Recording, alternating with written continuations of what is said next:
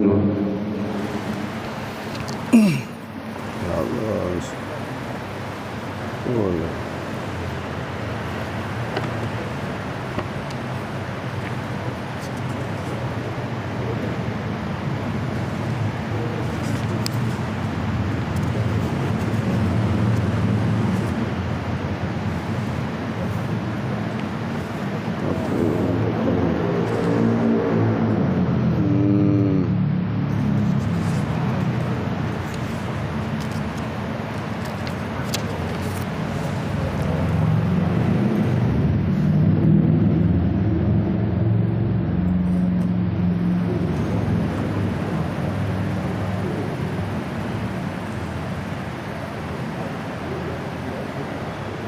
Bismillahirrahmanirrahim. Assalamualaikum warahmatullahi wabarakatuh.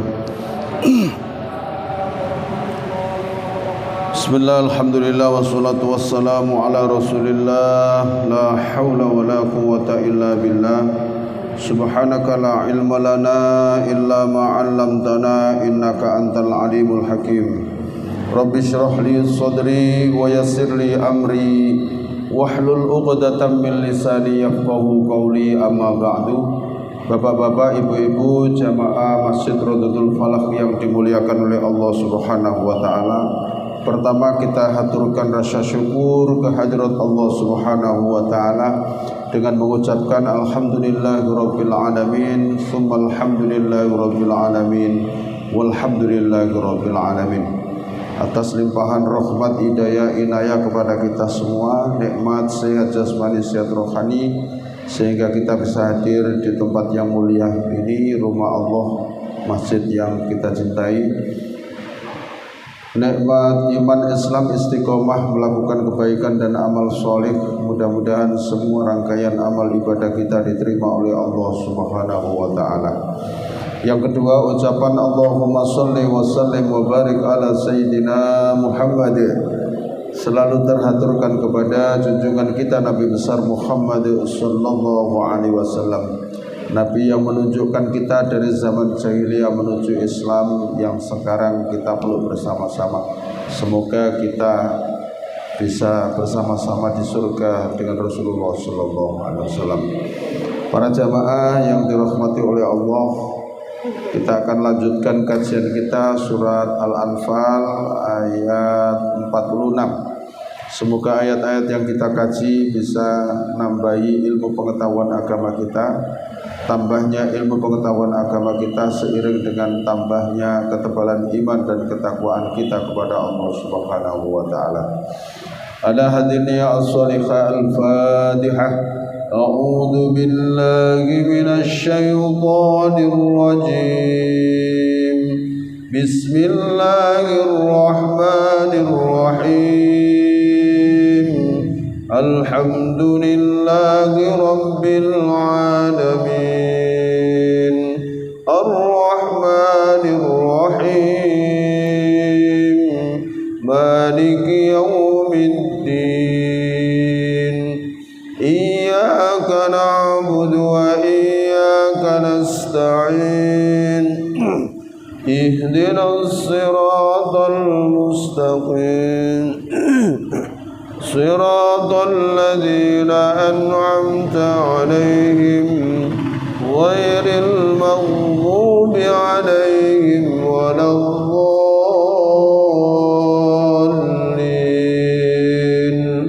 آمين. Bismillahirrahmanirrahim. Ayat 46. Wa atiullaha, dan taatlah kalian kepada Allah, wa rasulahu, dan rasulnya. Apa yang sudah Allah tetapkan dan Rasul tetapkan, taati, laksanakan.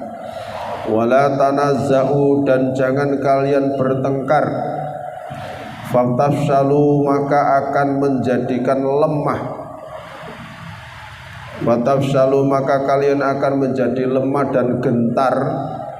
Watadhhaba, dan hilang rihukum, kekuatan kamu sekalian.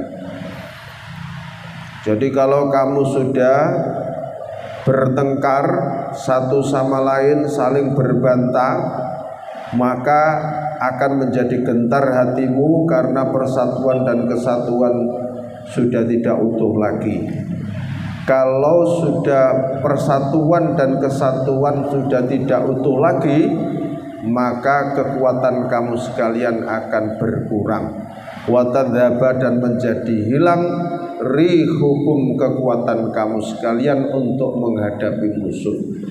Wasbiru, tidak boleh bertentangan, tidak boleh bertengkar, tetapi disuruh bersabar. Disuruh bersabar. Sabar dengan apa?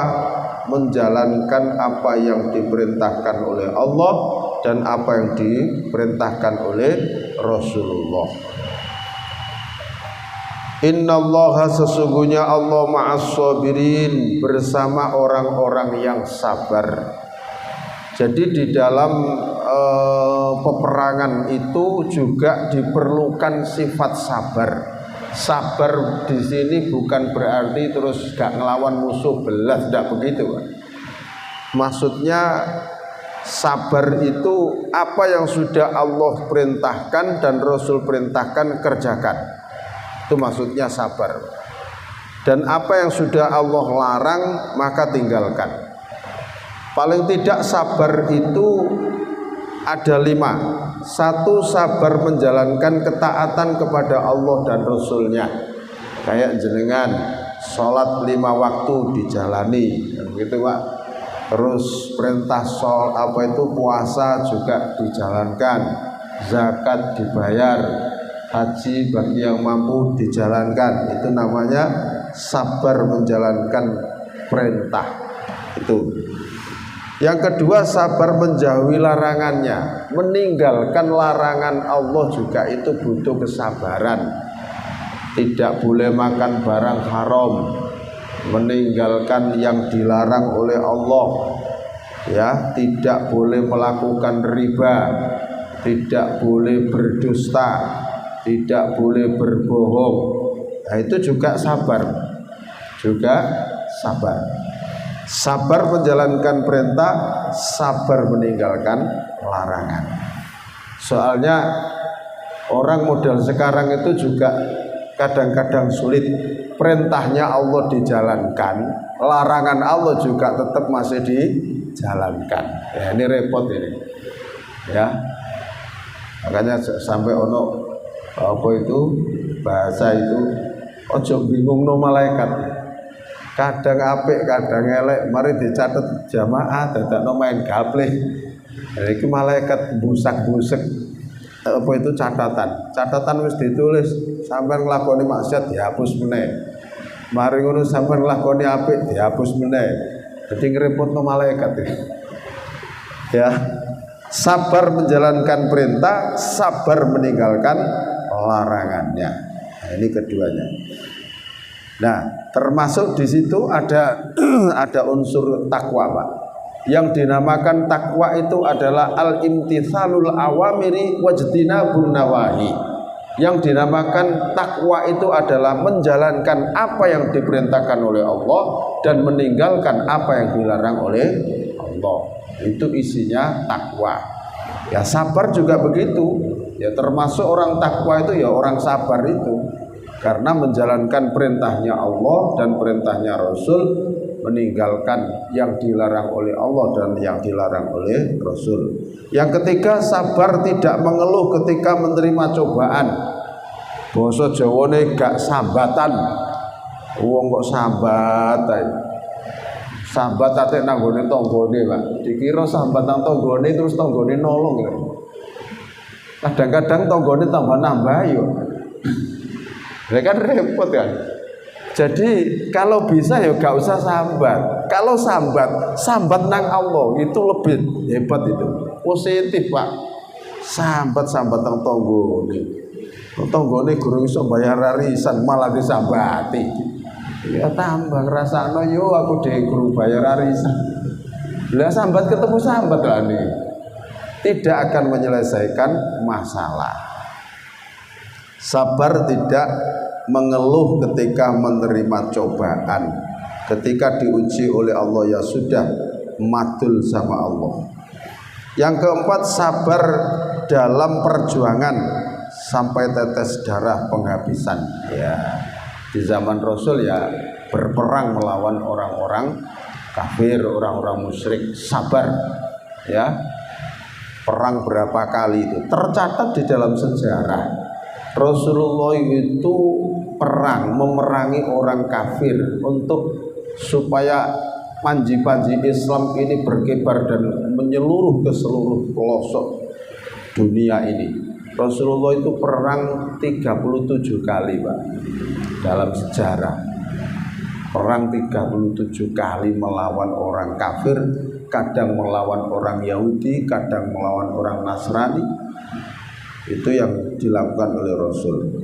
Lah, peperangan di negara kita juga dulu sudah dilakukan oleh mbah-mbah kita, yaitu mengusir penjajah. Itu, Pak, bentuknya fisik. Nah, sekarang ini juga kita harus sabar melawan kemaksiatan. Jadi bukan berarti nek wis merdeka terus wis gak berjuang. Ya tetap berjuang. Apa yang bisa kita perjuangkan? Yaitu kebenaran, ya sebatas kemampuan kita, kan begitu kan? Ya, sabar menawan hawa nafsu kita ini juga perjuangan.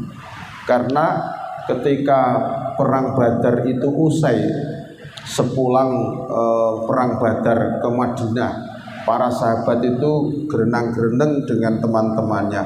Alhamdulillah, peperangan yang besar ini sudah kita selesaikan.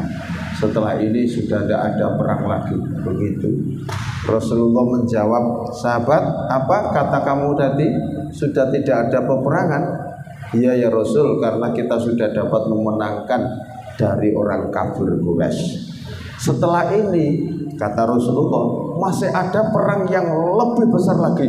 Sahabat kaget, loh, perang apa itu ya Rasul? Yaitu memerangi hawa nafsumu sendiri-sendiri. Jadi berjuang memerangi hawa nafsu ini termasuk kategori perang yang besar. Betul nggih? Nafsu untuk apa itu mencari uang, nafsu untuk beli pakaian, nafsu untuk memperbaiki rumah, nafsu untuk beli mobil mewah, itu kan keinginan-keinginan semua. Ya. Keinginan-keinginan semua. Bagaimana kita bisa memerangi nafsu kita agar nafsu kita ini tunduk, artinya itu mudah untuk kita ajak berbuat baik, kita ajak menjalankan perintahnya Allah dan meninggalkan larangan Allah, sabar memperjuangkan ya kebenaran-kebenaran yang ada.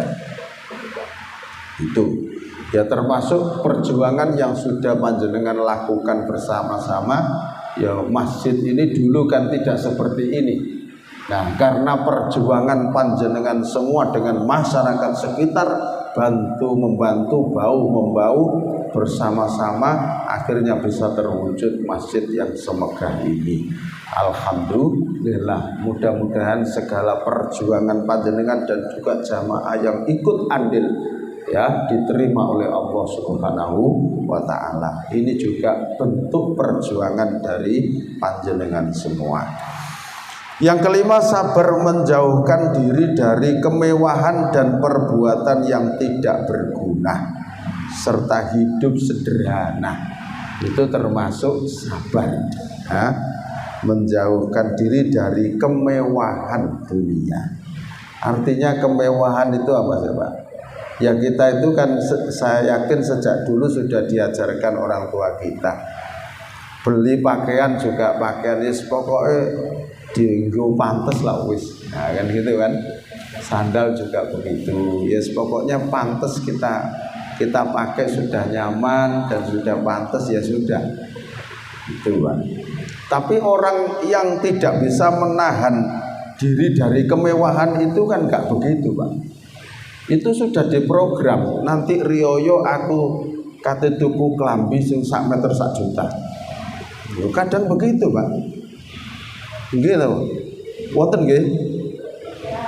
Tiange ndugi.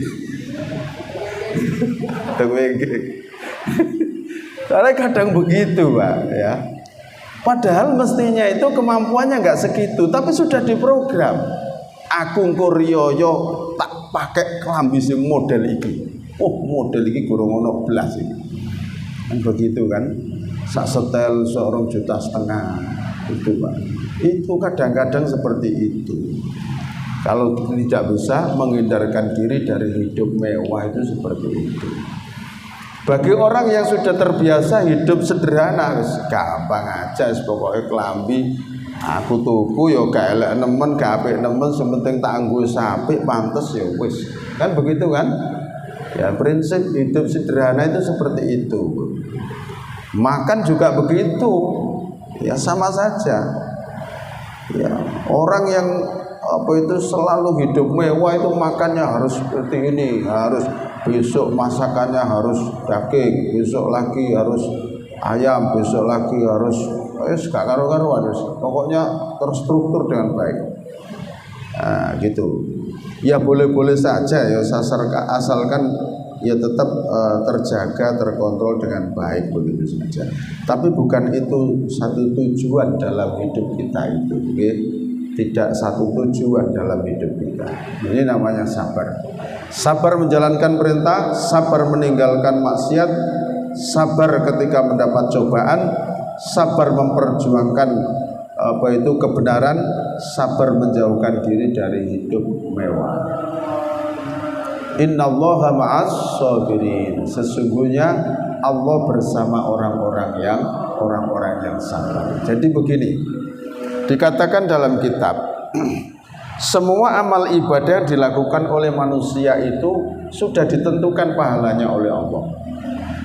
Pahalanya sholat, pahalanya puasa, pahalanya baca Al-Quran, pahalanya infak, pahalanya sedekah, pahalanya haji, semuanya ditentukan oleh Allah. Tapi tidak pernah ada di dalam Al-Quran itu Allah menyebutkan pahala orang sabar, itu tidak ada. Itu, Pak. Pahala berbuat sabar itu tidak pernah ditunjukkan oleh Allah. Tapi walaupun tidak ditunjukkan oleh Allah, tapi level sabar ini level yang luar biasa. Sampai-sampai Allah innallaha ma'as sabirin.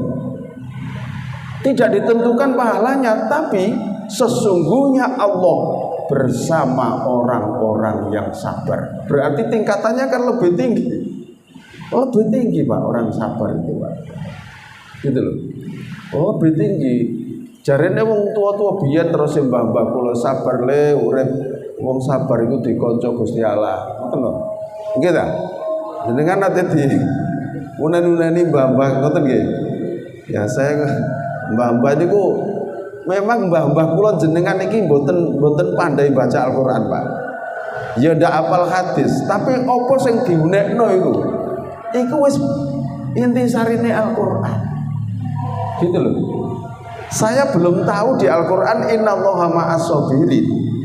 Sesungguhnya Allah bersama orang-orang yang sabar. Mbah-mbah kula iku wis masihatin nanggone anak putune. Urip sing sabar, karo kanca wis sing sabar. Wong sabar ngono dikonco Gusti Allah. Ngoten mbah-mbah niku. Nggih to? Jadi dalile gak qala ta'ala fi kitabil karim, gak ngoten, Pak. Dalile mbah-mbah kula biyen niku. Wis pokoknya cukup berapa kalimat, tapi itu menyentuh. Luar biasa. Orang-orang tua dulu dalam mendidik anak-anaknya itu luar biasa, Pak. Walaupun tidak qala Allah Ta'ala, walaupun tidak qala Rasulullah sallallahu alaihi wasallam, tapi yang disampaikan itu sudah intisari. Gitu loh. Intisari daripada nilai-nilai Al-Qur'an dan nilai-nilai hadis. Niku lho hebate apa yang sepah kula panjenengan itu di situ. Luar biasa dalam mendidik anak supaya berakhlak yang baik, beragama yang baik itu luar biasa. Nah gitu loh. Dulu orang tua kita, Pak, anake sek cilik terus mangan, dikon mangan dhewe. Itu kan mesti dikon ngentekno kan. Sampai didendeni nek mangan dientekno. Nek gantek garai pitike mati. Kan gitu gitu. Saya tuh mikir ono hubungannya apa mangan karo pitik mati itu.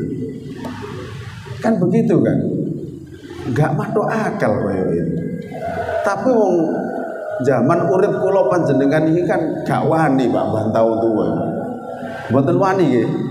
Gak wani, wong tuwa ngomong ayo wis A, B yo B. Tapi beda karo lare sakniki, Pak. Waduh wis. Diuneni ngono wis gak wani. Nek mangan sing bersih, gak bersih gak repite mati. Wis ngono wis gak wani, opo sitok iku bersih. Loh ternyata dalam hadis Rasul itu ada, Pak. Loh kan begitu loh, Pak. Kalau makan itu sampai dikongkon ngelamuti jari-jari ini. Dalam hadis ada. Kenapa alasannya? Barangkali berkahnya Allah itu berada dalam bulir yang kamu tinggalkan di piring itu, kemudian katut dicuci. Loh, seperti itu loh Pak. Ya Allah, ternyata ono hadis. Ya walaupun sing disampaikan dibahasakan dengan bahasa lain, tapi ternyata Rasulullah mengajarkan kalau makan itu yang bersih, jangan meninggalkan satu bulir nasi pun di piring. Kenapa alasannya? Karena barokah itu boleh jadi berada di bulir nasi yang kamu buang tadi. Loh, sampai seperti itu Pak. Wong tua kula panjenengan wis awet dhisik ngunani anak putune kaya ngono. Luar biasa Pak. Saya tuh ketika baca kitab itu terus tak hubungno karo kula dibimbing bapak mbah kula riyen. Lho iya ya, ternyata ya ono dasare gitu loh Pak. Ternyata ono dasare. Jadi seperti itu Pak. Ya. Jadi seperti itu. Jadi niku pendidikan niku yang ditanamkan oleh orang-orang tua kita dulu dengan sekarang berbeda Pak. Lo gue bantal gak oleh. Jalo gue bantal, garai udunen. Arek saiki jalo gue bantal, garai udunen. Alah Pak, supir truk bentino lo gue bantal, gak udunen ngono ta. Beda Pak cara didik. Zaman kula jenengan kalau sakniki beda. Ngoten. Wala takunu, dan janganlah kalian menjadi kaladina seperti orang-orang yang khoroju, mereka keluar min diarihim, dari kampung halaman mereka, batoron, dengan kesombongan, wari'aan nasi, dan riak kepada manusia, wayasuduna, dan mereka menghalang-halangi ansabilillahi, dari jalan agama Allah. Wallahu, dan Allah bima, dengan apa yang ya'maluna kalian kerjakan, muhitun, maha meliputi.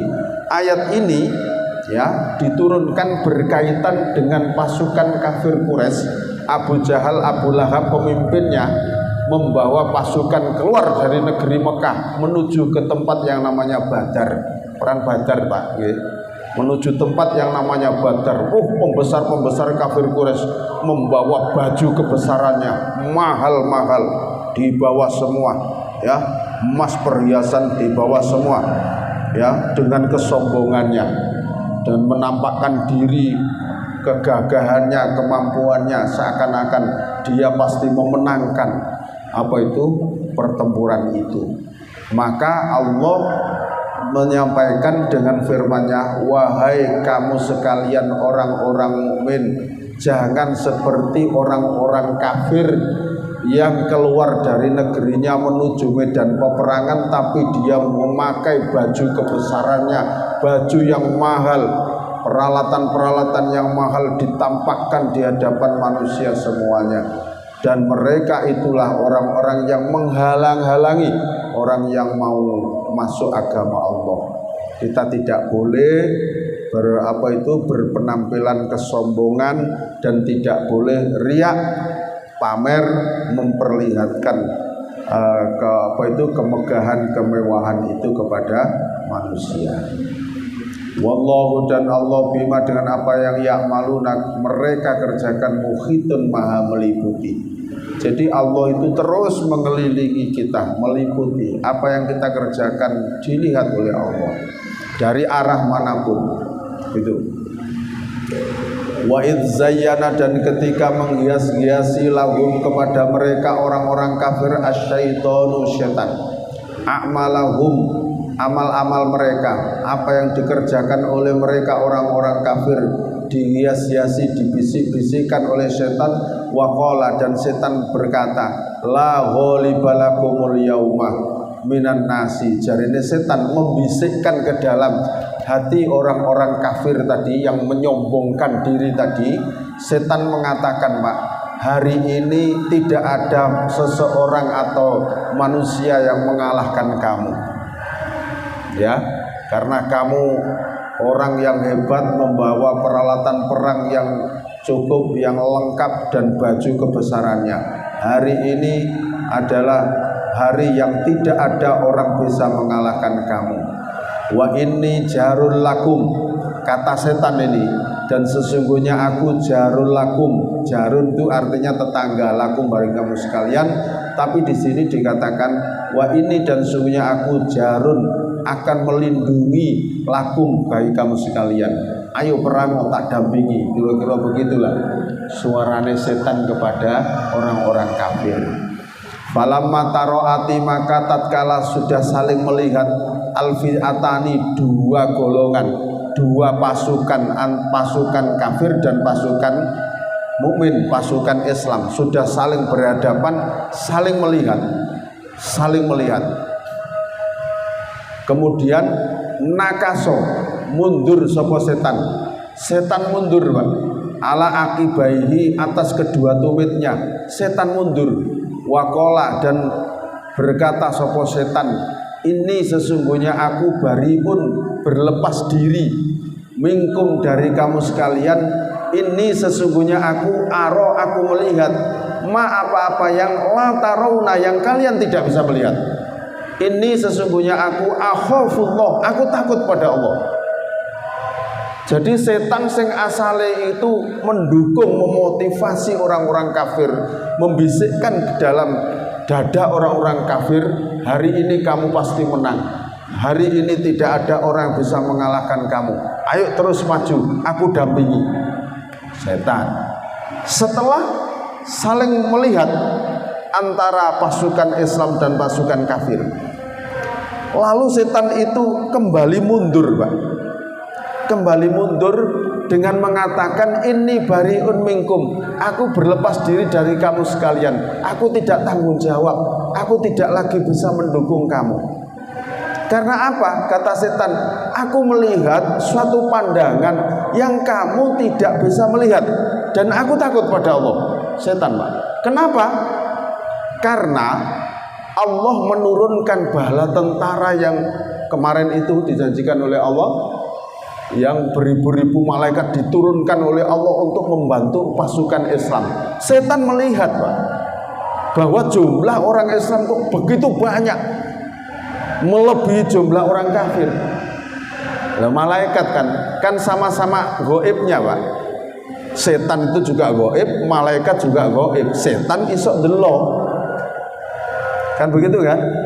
Setan bisa melihat. Karena pada waktu itu juga Nabi Muhammad itu melihat malaikat Jibril itu datang dengan sekian banyak pasukannya, berada di sebelah kanannya pasukan musyrik kafir. Terus Nabi Muhammad juga melihat malaikat Mikail juga turun juga membawa pasukannya, berada di sebelah kiri tentara kafir. Malaikat Israfil juga turun membawa bala tentara. Setan neru, sama-sama goibnya, sama-sama makhluk halus, sama-sama makhluk goib. Setan neru, jumlah sakmono kae, waduh kalah iki jelas. Makanya ini aroma la tarawnakum, aku melihat sesuatu yang kamu tidak bisa melihat. Ini akhafullah, aku takut pada Allah. Betul-betul Allah menurunkan apa itu bantuannya kepada Muhammad. Ya, makanya setan gak tanggung jawab, terus gak wani, mundur, kalah. Ya, kalah.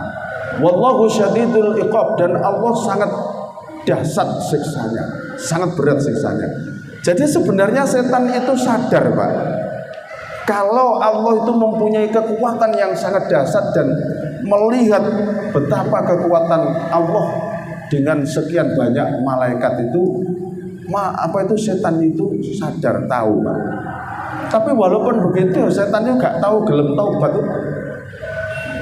Walaupun sudah tahu bahwa Allah itu maha kuasa, walaupun setan itu sudah tahu bahwa neraka itu panas, tapi tetap yang namanya setan itu tetap nggak mau tobat, nggak mau iman.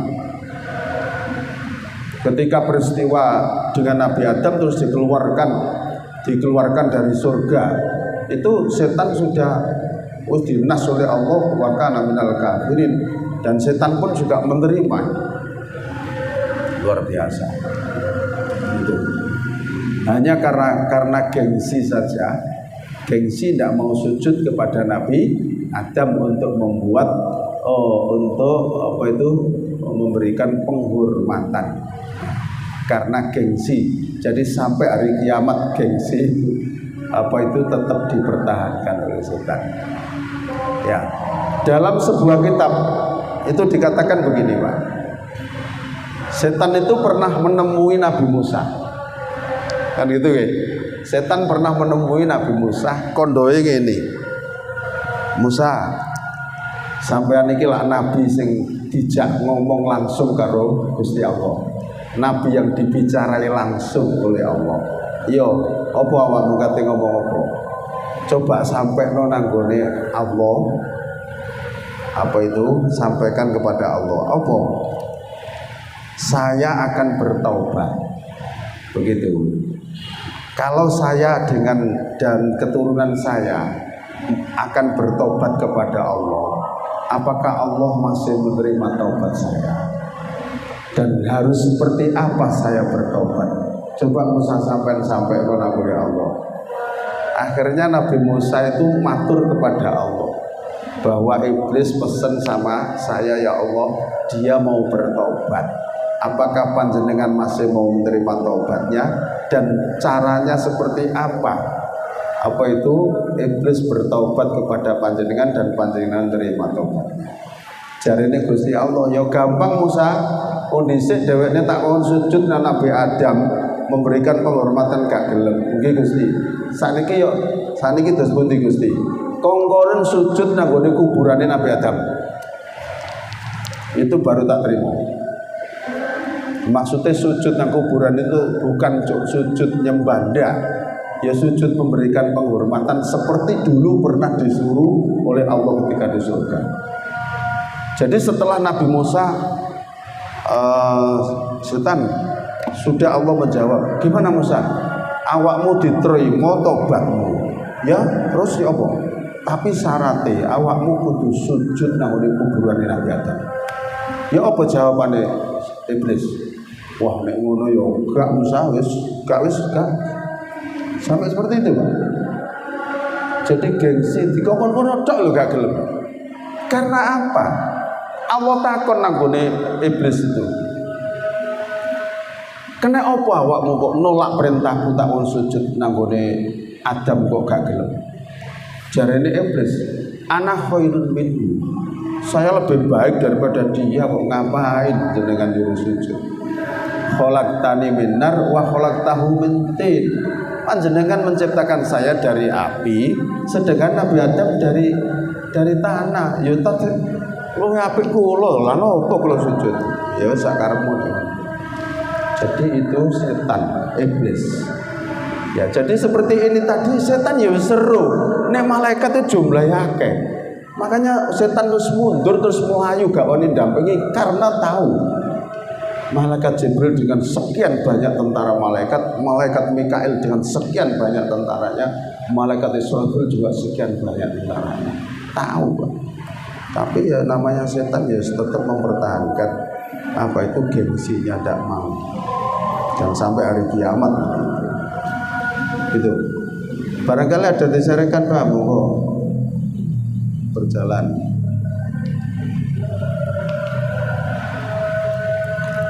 Seluruh.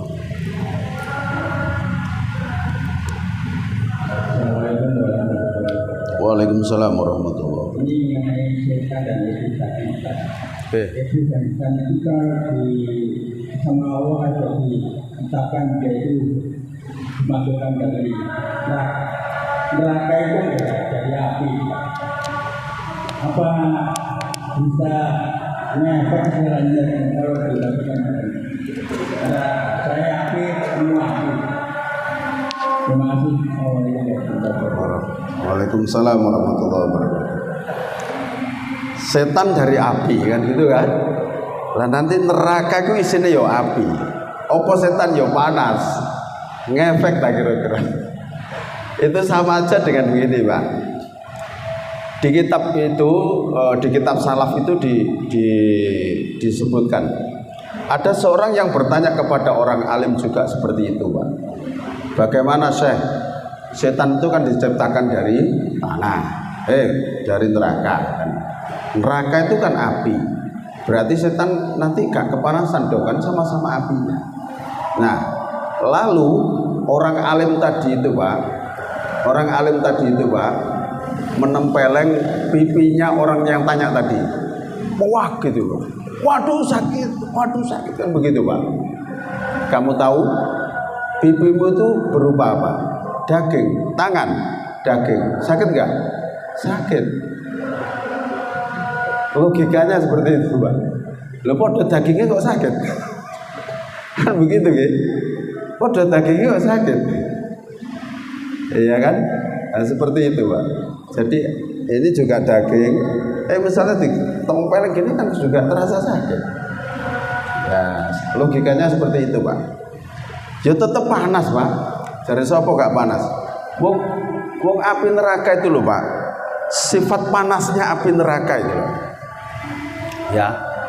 Jadi sampai di apa itu makanya, Pak. Jenengan masih ingat kan kisahnya Raja Abroha bagaimana?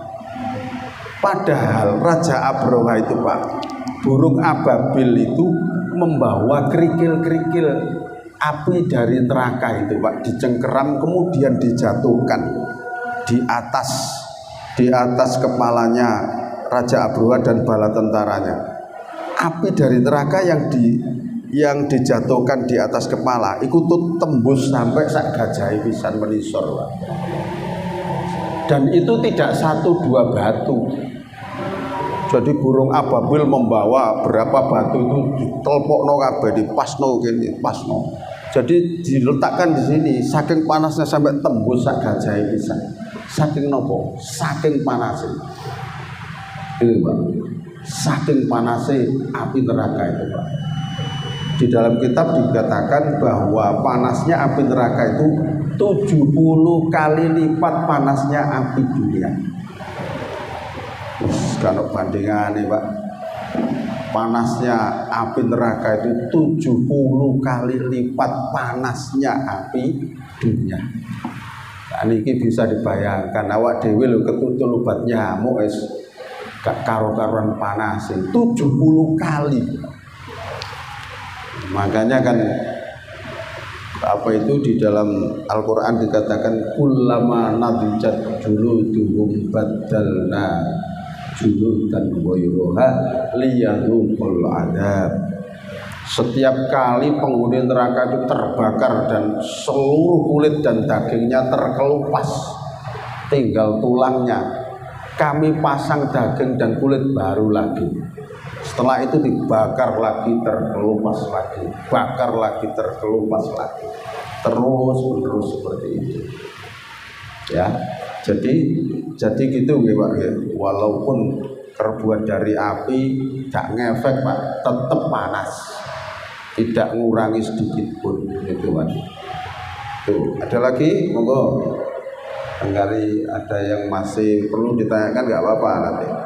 Isaknya agak lambat nggak apa-apa, jamaah kita sendiri itu. Barangkali ada, monggo.